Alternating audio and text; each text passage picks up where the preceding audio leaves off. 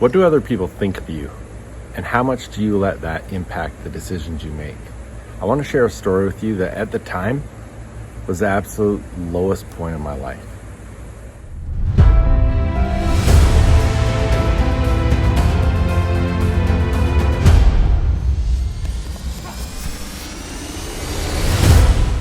Hey, welcome back. Jeff Heggie, Daily Success Strategies. Thanks for being with me today.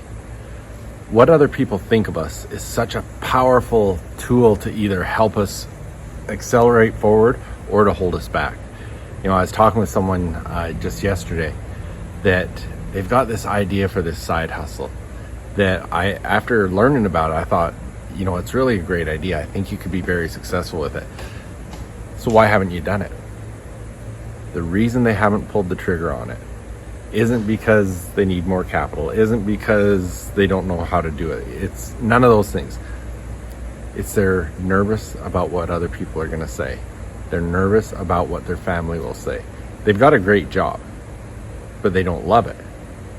Their whole goal is to start this side hustle and hopefully one day build it up to the point that it becomes their career, that they can quit their job, run this business of their side hustle, which it definitely has the potential. It's an incredible opportunity for them to go forward, but they are so scared of what other people think of them and what other people are going to say.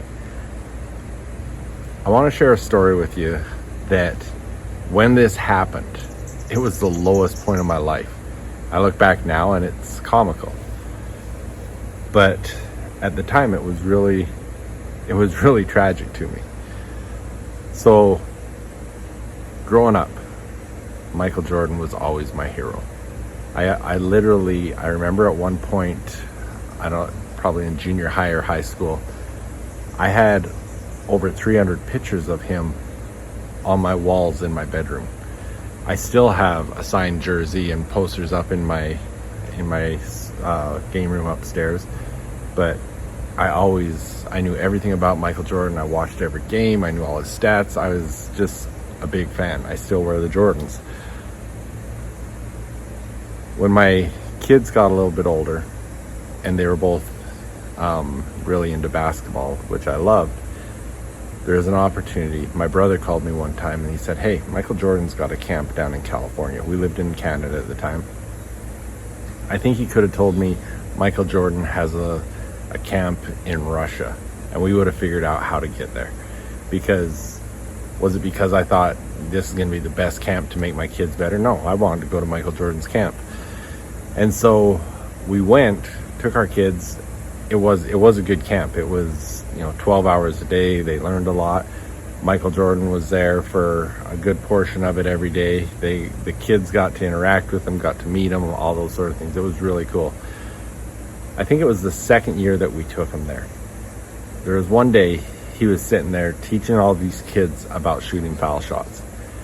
And I was up on the ledge above, just overlooking what he was teaching and stuff. And he was teaching the kids, and he kept calling kids up to practice what he was teaching them. And none of them were making any of their shots. Finally, he looks up to me and he points up to me and he gives me the finger like, "Come down here." I mean, I'm in flip-flops and shorts and stuff. I'm not in any basketball attire, but I go down there. And I mean, this is my opportunity to actually meet my hero, to shake his hand, those sort of things.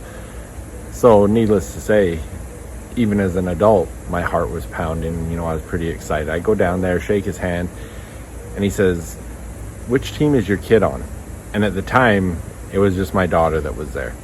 And so I pointed to her team, and he says, "Okay, I'm going to give you one foul shot." He says, "If you can make this one foul shot, I'm going to give you a brand new pair of Air Jordan shoes. And to make it even better, I'm going to give your daughter and everyone on her team a pair of shoes."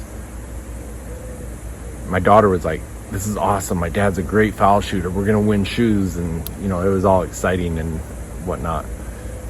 And I was confident. I'm like, "Yeah, this is a foul shot. I can make a foul shot for a pair of Jordans." So I line up there. I go through my normal routine of what I would do if I was in a game shooting a foul shot. And I shoot that shot, and everything felt perfect. Like, how it would feel for a swish that, yeah, I just won myself a pair of shoes.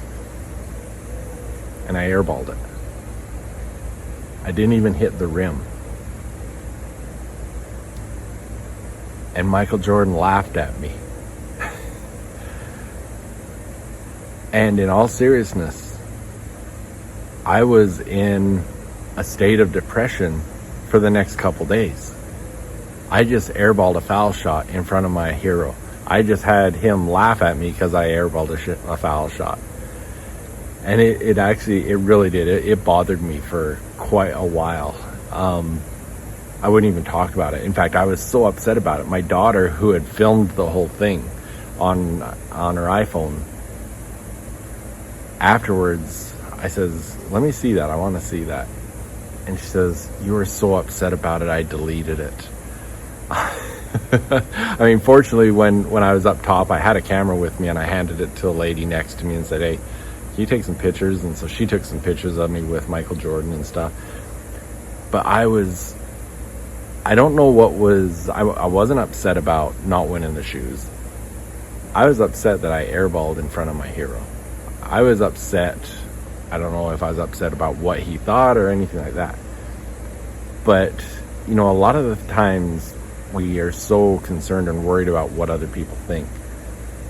The reality is, do you really think Michael Jordan even remembers that? Do you think he thought twice about it after that? No.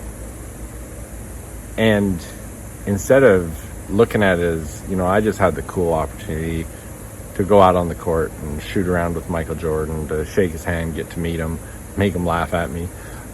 No, I was in a state of depression because I airballed it in front of Michael Jordan. But the reality is, even, all the kids there, all the basketball coaches, all the people that were there with us, yeah, they probably laughed at the time too, because they're thinking he just airballed it in front of Michael Jordan. But besides my kids, no one else that was there even remembers it. We're so scared to take action because what people are going to think. But what we got to remember is people are more concerned about themselves than they are about you. You will have family members and stuff that are concerned for you, that have different thoughts and opinions they'll give you that can create some limiting beliefs and stuff. But stop being scared to take action because of what other people think. If I would have had the mentality that, no, I'm not going to come down there and shoot a foul shot because what if I airball it in front of Michael Jordan and he laughs at me? I wouldn't have had the opportunity to go shake hands and meet Michael Jordan. And I wouldn't have the opportunity to be able to have a story that now I look back on as being quite funny. So don't let things that scare you about what other people are going to think hold you back. When you're confident in what you're going to do and the things you want to do, take action. Because even if you fall flat on your face, even if you airball in front of Michael Jordan, it's okay. You can learn from it. You can move on. It's not the end of the world. Well, hopefully that's a story that you can laugh at me a bit, but also take something out of and help you to start taking action and get past those uncomfortable things and step outside of your comfort zone and start doing the things that are holding you back. If you want to talk more about figuring out how to step out of your comfort zone or just running a successful business, come and join us in the Business Domination Challenge. It's going to be great. It's only an hour a day and you've got access to the replays if you can't be on the live calls. So go to jeffheggie.com/business domination and get registered because it's coming up quick. Thanks for being with me. I'll be back tomorrow. Ogmandino said that the difference between those who have failed and those who have succeeded lies in the difference of their habits. Good habits are the keys to success. Many of the habits that'll bring you success in life are easy to do, but they're also easy not to do. I developed the Mindset Journal so that I could easily implement powerful success habits into my daily routine. The power of the Mindset Journal comes from knowing your top priorities and scheduling them into your day. The power of the reticular activating system and its relationship to your goals, your mindset questions, and your daily accountability. So if you want to implement some quick and effective success habits into your daily routine, Go to jeffheggie.com/mindset journal and get yours today. You're an entrepreneur who wants to discover the breakthrough secrets that will produce the results you've been searching for, but you just can't seem to figure out why you keep working harder and harder and you're just not getting those results. I want to tell you about a new challenge that I've created just for you, the Business Domination Challenge. If you want to create the entrepreneurial lifestyle and the business you dream of, then this is exactly what you're looking for. I created the Business Domination Challenge to show you how to grow your business exponentially and to become an optimal performing entrepreneur. What's an optimal performing entrepreneur? It's an entrepreneur who's succeeding in all areas of their life. If I show you how to build a successful business, but your relationships, your health, and everything else is falling apart, that's not a success. It's not about working harder, it's about implementing the correct principles and becoming the person who can do the things that produce the results. Hurry and go to jeffheggie.com/business domination and secure your spot today.